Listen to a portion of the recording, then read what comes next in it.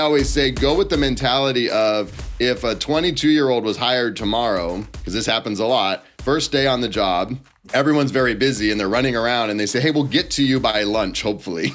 Just sit there. Let's pretend you say, oh my God, we're swamped. You need to send a wire out. Well, there should be a documented, if you're going to send a wire out, here's the steps. And it should be written somewhere in some form. It doesn't have to be the 3-ring binder. But so for me, it's all around the processes around the tools. It's not the tech decisions. It's the processes. And then you brought it up perfectly. And then having them actually written down. Welcome, ModelFAs. This is David DeSell, the president of ModelFA and the host of the ModelFA podcast. Appreciate you all joining us for today's episode. Really excited for our guest. We're going to be diving deep into some practice management principles, tips and tricks and tactics with our guest, Matt Sonnen. So Matt is celebrating actually his 25th year in the wealth management industry come 2022. He's worked in the Wirehouse channel, the RIA channel, and the private equity and aggregator channel before launching PFI Advisors with his wife in 2015. PFI Advisors is an operations and technology consulting firm that specifically helps RIAs run more impactful and profitable businesses. He's also the creator of a digital consulting platform called the COO Society, as well as the host of the popular industry podcast, COO Roundtable. So without further ado, Matt, welcome to the show. Thank you so much. Thanks for having me. Awesome. So always curious, I've been in the industry for 10 years, which is a milestone for me to be able to say I've been in the industry for a decade, but you got me beat by a little bit. So tell me how you got started, in the industry, just so our audience can, get some context as to how you kickstarted your career. It's so funny. I used to do recruiting at UCLA and I would talk to, they're about to graduate and we're always so stressed. I have to have my entire career figured out. And one of the things I always love, my favorite question on our podcast when I'm talking to different COOs is, give me your career, story. And it's always amazing how you just sort of stumble into things. It's, stories are like, I fell in love and they were moving, so I had to follow them. And then I wound up with this amazing career or whatever it may be. So I got into this industry. I think I've told this story a couple of times, maybe not. UCLA had a sandwich shop that I was obsessed with. And this was in the late 90s when the market was going straight up. And they had CNBC on. Every day when I would go pick up a sandwich in Westwood, CNBC was on. And I would see the ticker going by. And I don't know why. I was attracted to the ticker. And I thought, I would love to learn what that means. And that was it. That's how I got, there was no grand scheme of I want to make a lot of money. I want to be on Wall Street, anything. I want to learn what that ticker means. I don't understand what all those numbers are going by. So Merrill Lynch had a job opening after I graduated. I was very proud to graduate from UCLA with no job offer. So I was looking, about a month after graduation, I found this job posting at Merrill Lynch. And again, you stumble into things. The perfect opportunity. This very big team of 4 advisors had left Goldman Sachs and joined Merrill Lynch a few months prior. Those 4 advisors were doing more business than all of the 40 advisors collectively that made up the Beverly Hills branch of Merrill Lynch. So from an operations perspective, the branch had more than doubled in size overnight. And so they hired me with no experience at all. They say, hey, you're this hotshot team's operations point person. Help them navigate Merrill Lynch. They don't know who to call for an options trade. They don't know how to place a mutual fund trade. Just help them figure it out. And so I was just thrown into the fire and had to kind of figure it out from there. And so that was the beginning of my career, was just I was hired basically below the woman that was in charge of ordering lunches every day. I was very low on the totem pole and just kind of worked my way up from there. But it all started with that sandwich shop and just seeing the ticker go by. That's funny. So 2 follow-up questions. The first one is probably the most important, but what was your sandwich of choice going to that sandwich shop? That's a great question. It was turkey and I know there was turkey and bacon on it. I don't know what it was called, but that's what I was going for every day. Little turkey bacon club, something like that. Something. Yeah, exactly. I love it. So I guess starting back at your Merrill Lynch days, when you joined there, you were tasked with sort of, from my understanding, with what you just said, making sense of the operational components of their business. And I'm sure some of the challenges that they were experiencing and that you were tasked to solve are probably relevant to advisors that you work with today. And since then, there's been technology tools that have been introduced to help with a lot of this stuff. But starting more fundamentally, what are some of the things that you noticed when you started there and you still notice with advisors today that they struggle with from an operational standpoint, again, at that fundamental level? Yep. What are some of the things that you notice? I think it's the opening line on PFI's website. RIA owners identify as financial advisors first and business owners like fifth or sixth. Mm-hmm. And this goes back to that first job with Merrill too. The advisors say, I want to service my clients. I want to have time to prospect for more clients, and everything else should be easy. And I don't want any roadblocks in the servicing of these clients. But just data floating around in RIA's back off can be complicated, going from the custodian into the performance reporting tool, from the performance reporting tool into all the other tools. So there always seems to be gremlins in that system as data's flowing. A muni bond position will get duped and performance will look way higher than it should, or withdrawal will get duped and performance is way lower than it should be. So my job back then and now is just to try to make that integration of all those tools a little bit easier and allow the advisors to focus on the clients and prospects.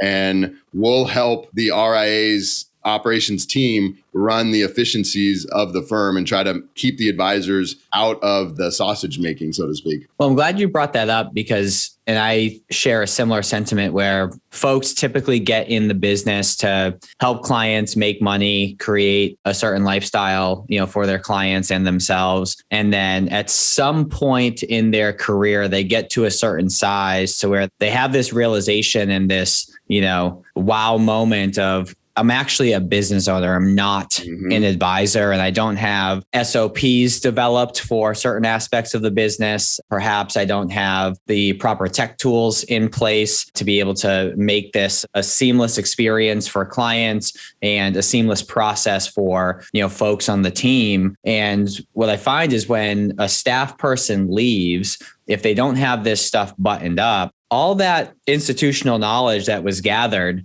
throughout their time at the practice leaves with them. And then they're kind of starting with a clean slate. It takes a while for that new person to get trained up. Perhaps that new person even feels like they were sold a bad bag of goods because they realize, oh, wow, like I have to recreate all this stuff. I'm not just plugging into a system. So when you think about advisors that you're working with now, what are the, 1, 2, 3, however many core issues you find? Like, what are the core issues that you tend to come across that advisors are experiencing that you and your team tend to be able to help with? And because I guess I think in my role, and part of the reason why I love that we connected is what we help advisors with is very complementary in nature. We focus a lot on, business development and relationship building. And I can pretty much guess when I come across an advisor, the struggles that they're experiencing in those categories. So what are those, 1, 2, 3 things that you find are pretty standard across the board if someone reaches out to you? They come to us thinking our technology must be wrong. Things aren't easy here. We must have picked the wrong technology tools, and that's almost never the problem. There's a lot of choices in the tech space, in the RIA industry. There's a lot of different choices, but at the end of the day, there's 4 or 5 major performance reporting tools. There's, 3 now major custodians. So when we go into firms to take a look, I always say, I'm sure your technology tools are fine. Very rarely that's the answer. Oh, let's rip this tool out and put in a new tool. It's very disruptive to the firm. And it usually doesn't solve much. It's the processes around the tools. And you said it exactly right. Documenting those processes. We're working with an RA right now where we said, you need an operations manual. And the advisor almost vomited on us because he told me, I'm thinking of a 3-ring binder that's going to sit on a shelf and gather dust. Why would we? That's such a waste of time to create. I said, no.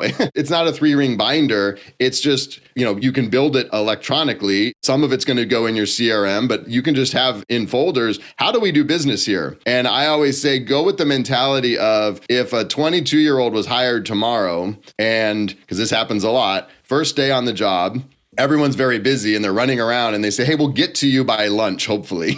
Just sit there. Let's pretend you say, oh my God, we're swamped. You need to send a wire out. Well, there should be a documented, if you're going to send a wire out, here's the steps. And it should be written somewhere in some form. It doesn't have to be the 3-ring binder. But for me, it's all around the processes around the tools. It's not the tech decisions. It's the processes. And then you brought it up perfectly. And then having them actually written down. And in that process of writing them down, it also forces you to really think through, do we have an actual process here? Or is everyone doing it slightly differently? And is it just kind of chaos? Well, it's interesting. So I don't know if this came up in your conversation with Patrick Brewer or not, but we have a certain philosophy and even an assessment tool that we've developed where, an advisor goes through a series of questions and it really ends up with, spitting them out as a certain personality type. And it falls into 4 categories. So the first one is the connector. This is someone who really gets their energy from meeting new people and building relationships on the front end of that relationship. And then the second one is the rainmaker. The rainmaker is the type of person who really enjoys bringing people through the process and ultimately closing the deal. And you have the guardian, where they get their energy from the ongoing service and experience and the relationship with that client. And finally, you have that architect, which, is the mad scientist in the back, kind of putting together the building blocks of the firm and running it like a business. And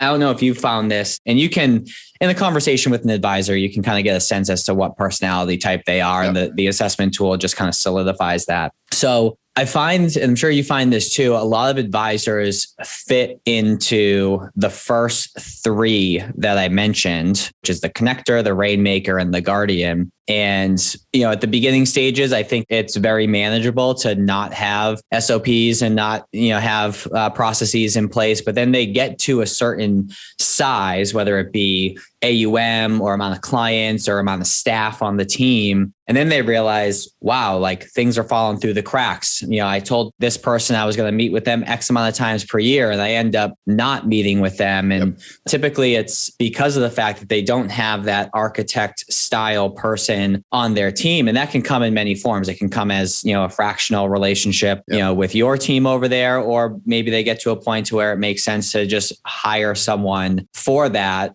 So I guess my next question, with all that being said, what are the core processes where it's like, hey, this is a non-negotiable. You got to have these mapped out in your business. Otherwise, it will collapse at some point in time and you'll start to have issues. Like, what are the core SOPs that should be developed? And I'm sure the list can go on for a while. So just, I guess, start rattling off different processes that need to be documented, and then we'll pick 1 or 2 to dive deeper into. The most important, because it's your, so the advisor's thinking, well, that's operations stuff. That's all back office. The first one I'm going to talk about, though, is your firm's first impression to a client, which is onboarding. And every RA struggles with this. Advisors typically are not super detail oriented. And so, they leave the office, they say, hey, I think this is the meeting where they're going to say yes. And the staff says, great, make sure you we're going to need this amount of information, this, to open the accounts. Make sure you get all of that. Absolutely, I will. And they go to the meeting and they come back and their chest is puffed out and they say, Thompson is in. And they just keep walking. And then the staff is there going, what does that mean? Is it 5 accounts? Is it 9 accounts? Is it 27 accounts? Is it an IRA? Is it a trust? Is it a family foundation? Is it a corporate account? So then the staff has to call the client, the prospect, back and say, hey, I know you just met with them and you probably gave them a lot of information, but nothing landed on my desk. So can I ask you all the same questions again? And it feels like, well, that's back office stuff. It's actually not. We're talking about that. This is the very first impression this client is going to have with your firm. So we always start with that one of, let's go through the data gathering process. And every firm's going to do it slightly differently, but little different things you can play with is, The staff can send an email, the night before the advisor is going to meet with them. Hey, John is very excited to meet with you. You don't want to put too much pressure on him. I understand. But if you choose to move forward, these are the questions he's going to need you to answer. And so you can say, you're going to need the first page of your trust. You're going to need your statements. You're going to need, if it's a corporate account, we need, the corporate resolution, whatever it may be. And so you're telling the client. So when the advisor kind of forgets to ask the questions in the meeting, the client can say, hey, your team said I needed to give you this. Can I, I've printed it all out for you. It's here. Why don't you take it? So we spend a lot of time on that one. And I can go into others, but that's really the biggest one. And I like that example the best because, again, I think it helps advisors sort of with operations isn't sales, operations isn't client facing, it's all back office stuff. It really isn't. Now, do you find, and I want to dive deep on this one, and the reason why I want to dive deep on this one is for a few reasons. One, there's principles within this process that can be applied to other processes in the business, but also because of what I've learned about being the anchoring effect. And if you can anchor the client in a certain mindset at the very beginning of the relationship, they're going to look for instances to reconfirm how they thought about you initially. And they're going to overlook and forgive if anything goes wrong past that because they're already anchored in a certain, hopefully, positive mindset. So quick question, more logistical in nature. Do you find that more firms put the onus of data gathering on the client? So be it like an electronic intake data gathering form that's emailed, or do you find that the advisor or someone on the team holds their hand through that process? Like, what do you find is more common? Because I know a lot of advisors are trying to figure out, at least the ones that I'm working with, how can I free up my team's time without delaying the process? So I want to know if that's a possibility that you've discovered in the folks that you're working with. I've seen both, and I try to cheat and say, well, you want to sort of do both. I like you can send the questionnaire, something in writing for the client to see all what's going to be required, but then still offer that high touch service but we're here to help you in any way.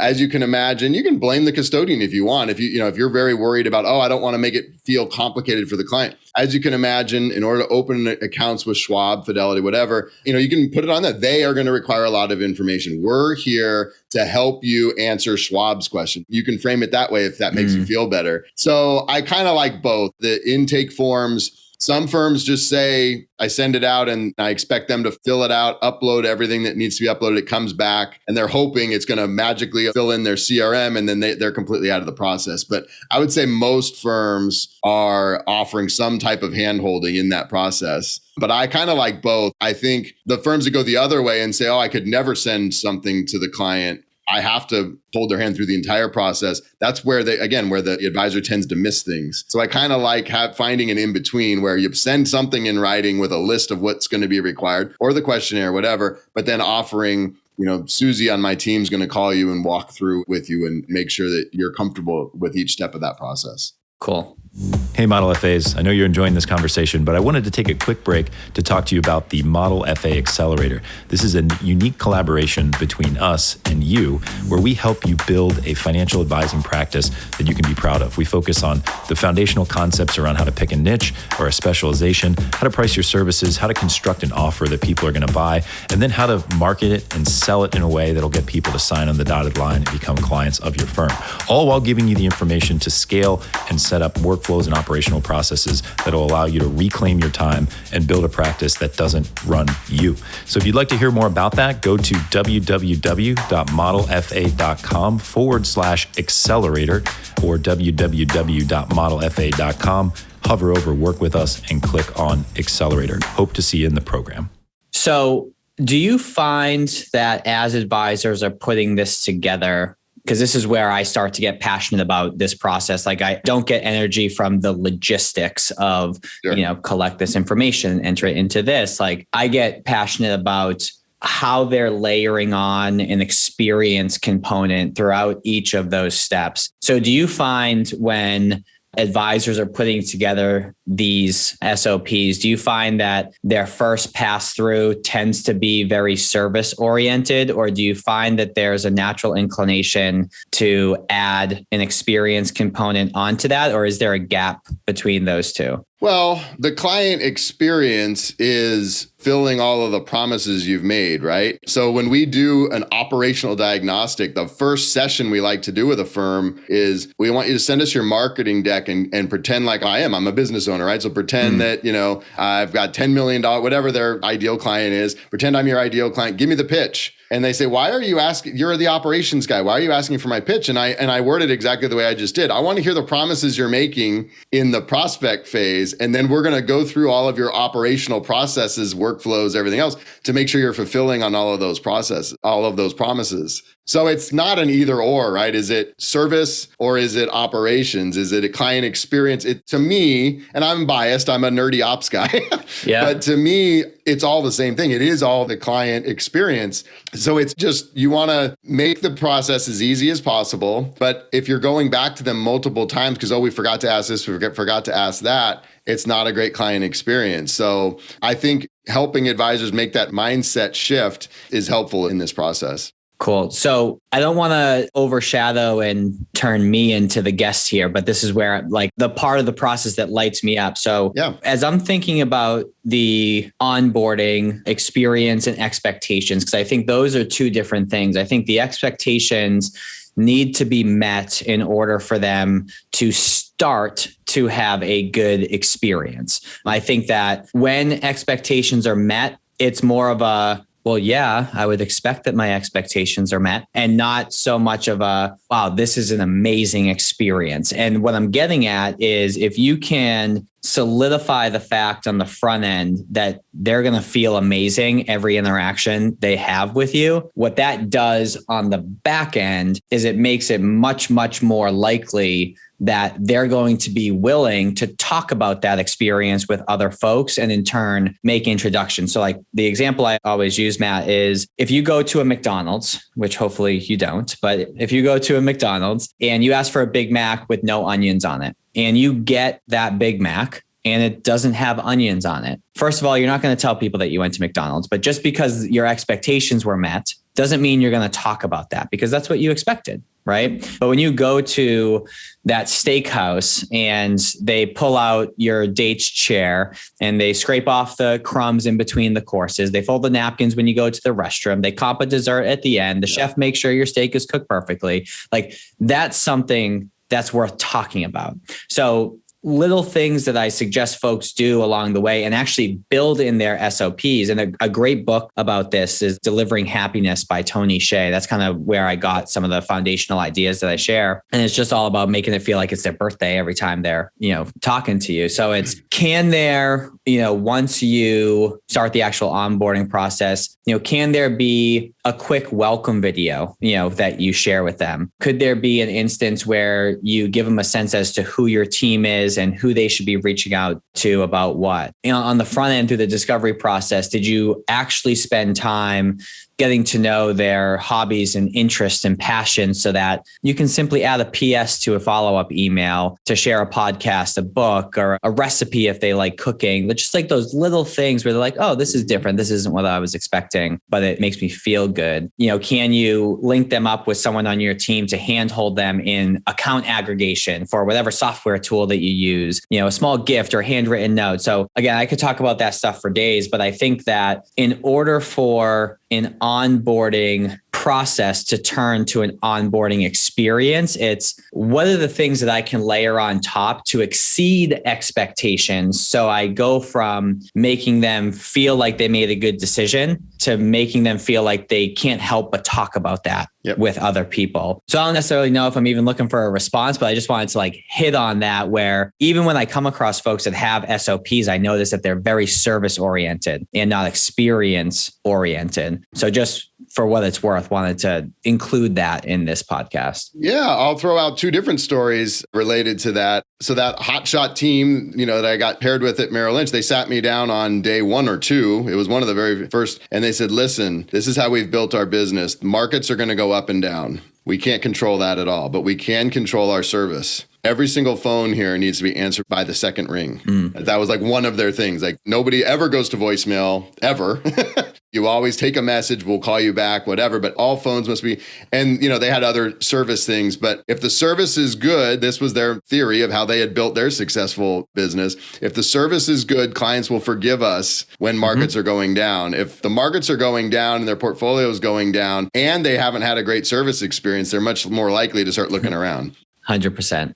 So that's one. And then the other thing that came to mind as you were telling that story, you mentioned McDonald's. I don't know how I wound up, one of the papers I wrote in college was about franchises. And this always stuck with me. The biggest risk for a Taco Bell, a McDonald's, whatever, is the locations in the middle of nowhere that they know it's not a repeat customer ever. It's on Highway 5 between Los Angeles and San Francisco, and people are, driving by at midnight. They have no incentive, the McDonald's, that franchise has no incentive to give you the no onions when you ask for it. And so they have to really watch those. Whereas they don't have to watch the local, in the middle of Redondo Beach here where I live. The theory is that they're going to work very hard to make sure this, even a McDonald's, Taco Bell, low fast food, they're going to work very hard to at least meet the expectations, if not, create this amazing experience, but because they know it's all about repeat business. So I just thought that always stuck with me. And of course, our business is 100% referrals. So you have to be creating that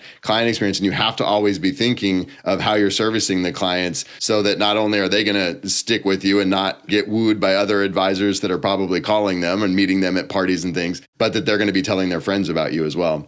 Yeah, I agree 100%. Yeah.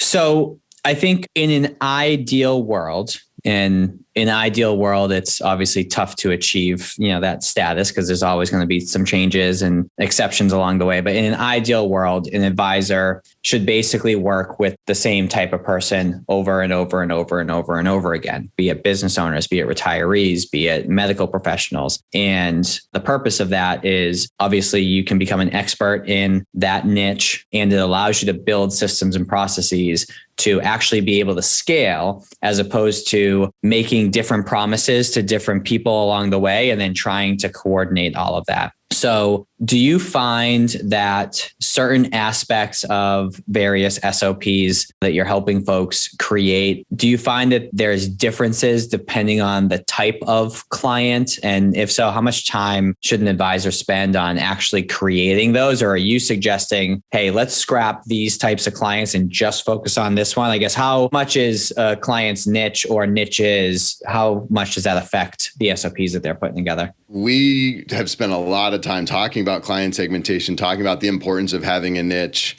One of the lessons we have inside this COO Society was misconceptions around client segmentation. And whenever those words come out of our mouth, advisors typically just immediately think, you're going to tell me to fire the bottom 10% of my book. I'm not doing it. These people I love, they've been with me forever. Yeah. And others will say, I don't even understand. You're the ops guy. Why are you talking to me about client segmentation? Is a marketing thing, and a marketing consultant should be talking to us about it. And I say, no, it's about the service offering. You posed it really well. What is your service offering? And you're going to viscerate your staff if you're trying to have this very broad-based service offering that's going to somehow fit everybody. So you have to narrow down on who is our ideal client, what is that service offering, and then, if we're not getting rid of them, which I'm fine, not getting rid of them completely, you're going to need to go hire some service advisors that are going to work with that other segment of your client base. But I'm just talking to the one advisor at this point, you need to figure out what your ideal client is, who you want to work with, and how your firm is going to service them.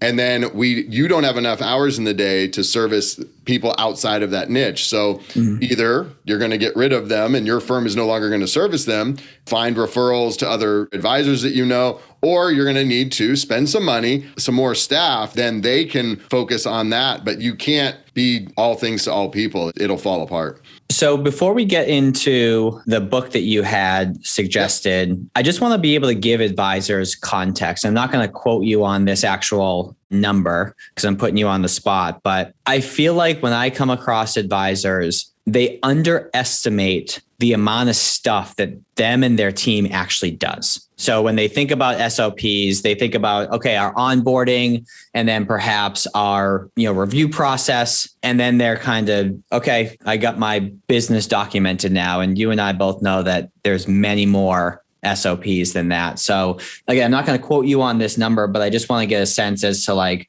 your initial reaction. How many different SOPs should be documented within an advisor's business on average? You don't want to go crazy. And off the top of my head, I'm thinking 10, right? It's a nice round number. And billing is hugely important, and you want to have a smooth process around that because that's oxygen, that's your revenue. Right. We talked about onboarding, the performance reporting, whether you're sending quarterly reports or you're putting people into the portal, whatever, you're going to need a lot of processes around that. So I won't go through all of them, but I would try to, oh no, we need 37, we need 42, we need 107 processes documented. You want some leeway for people to, one mistake advisors make, especially inside a CRM, is their workflows are so specific that people will get stuck. It's, opening an account, follow these specific steps, and it's so tight that you get to step 3 and you say, well, but this one's a trust and it doesn't apply here.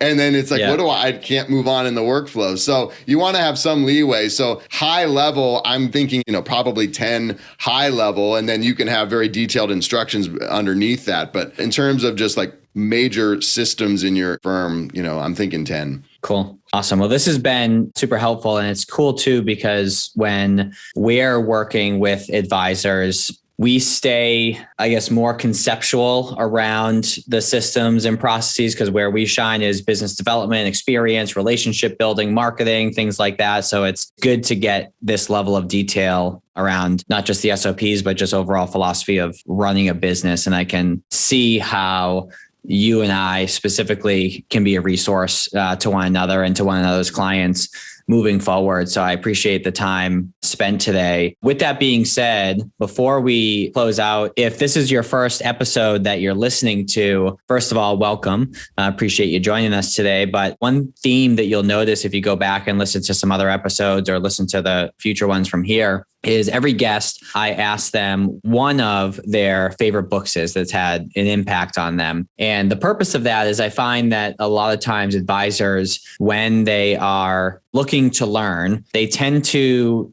a certain degree anyway, stay within the confines of our industry. But there's a wealth of knowledge when you look at other general business books or marketing books or learning about other, founders and business owners, and you can extract some principles along the way. So with that being said, there's a lot of stuff to read out there. So hopefully what you'll find is leveraging our guests and their experience and what they've consumed to kind of filter some of the best books that are out there that can apply to our industry, even though they're not directly related. So with that being said, Matt, the book that you had identified, and I forget exactly who, but I think we had brought this book up before. So I'm excited to get your perspective on it, but it's called The EMyth Revisited, or actually this may be a different book than The EMyth if there's two. That's it. EMyth Revisited. Yep. Okay. So The EMyth Revisited, Why Small Businesses Don't Work and What to Do About It. So give me a sense as to why that book has had an impact on you, and perhaps why an advisor should be motivated to, actually get that book and take it in.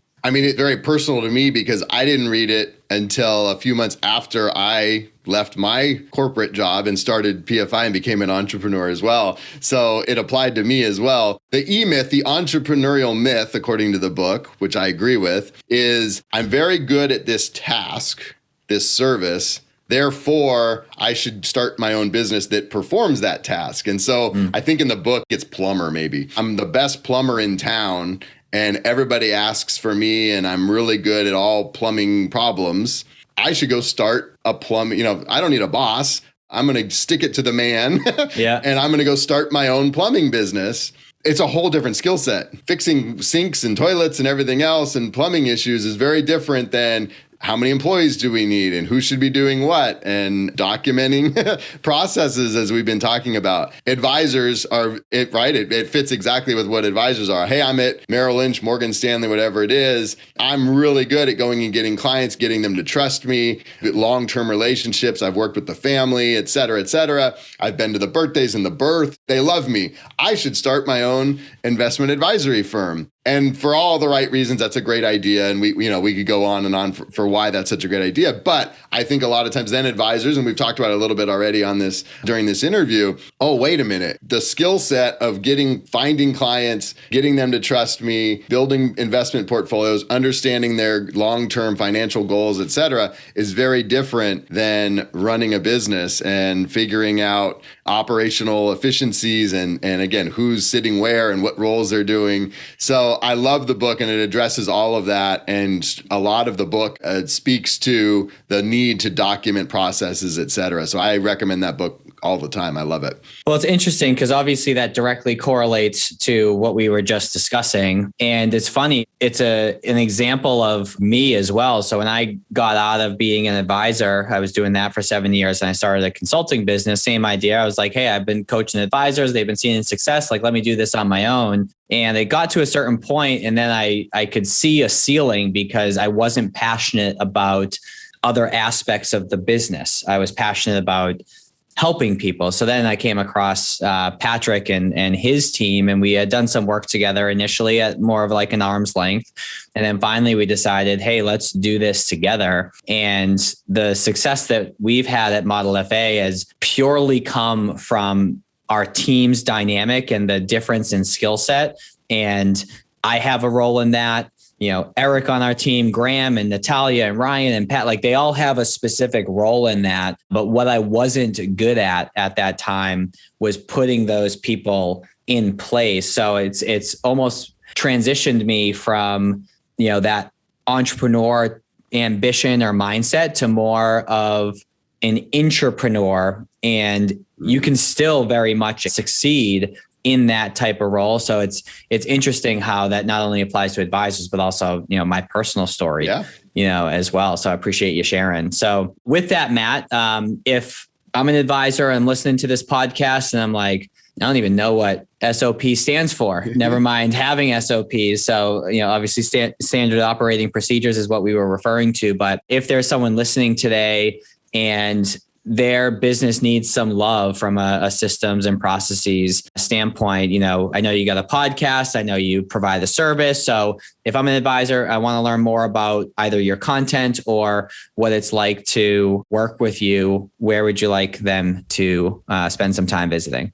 Yeah, it's all at pfiadvisors.com. We have, in 6 years, we're over 200 blog posts, all practice management. So from pfiadvisors.com, you can go to our blog and see all the articles we've written. There's a link to our podcast. There's a link to the COO Society, which is our digital consulting where we have the courses and things. So everything starts there. So that's the best place to go to learn more. Awesome. Well, I appreciate you joining. And for those of you who are listening, that we always have 2 asks here at the end. So number 1, assuming that you found some value today, which I'm sure you did, feel free to share this with other advisors that you're connected to. And number 2, if you would be so kind as to leave us a review on iTunes, that would just help with our overall visibility to be able to, get in front of more listeners in the advisor community. So would very much appreciate that. And if you do go ahead and leave that review, do me a favor and just take a screenshot of that and then shoot me a text to 978-228-2338. Again, 978-228-2338. And just reference Matt Sonnen, Sonnen. And what I'll do as a thank you for that is I'll shoot you a document that we have that lists out like over 100 different questions that you can ask prospects and clients throughout the relationship, which will start to seed things in their life, make you aware of things in their life that you can leverage for that experience component that we were talking about, earlier on in the show. So if you would be so kind as to do that, that would be great. And with that being said, a third ask that just came to mind, if there's a guest that you think would be great for our podcast, we're always open to introductions and appreciate you thinking of us in regards to that. So with that, Matt, appreciate you joining. Excited to see how our relationship between you and I and our firms progresses into 2022. Thank you so much for joining. Thank you. This was a lot of fun. Thanks. Awesome. Take care.